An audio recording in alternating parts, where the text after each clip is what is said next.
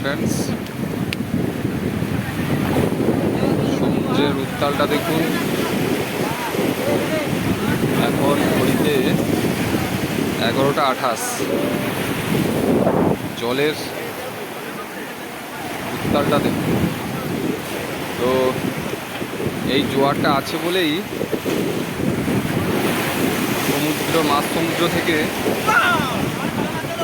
বড় ট্রলার মাছ ধরে নিয়ে আসছে মোহনা হয়ে শঙ্করপুর যাওয়ার উদ্দেশ্যে।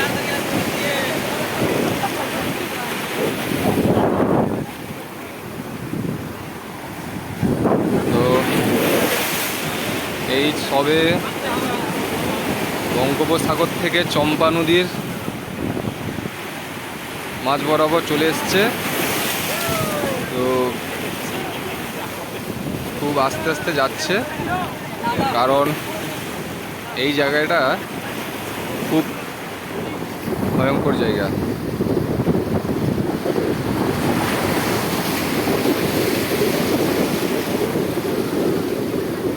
ট্রলারের ভিতর অনেক মানুষ বসে আছে।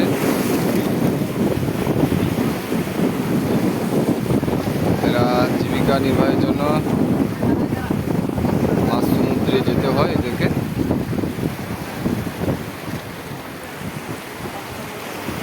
দেখুন, চম্পা নদীর ওপর দিয়ে বিশাল ট্রলার মাছ বোঝাই করে নিয়ে যাচ্ছে শঙ্করপুরের উদ্দেশ্যে।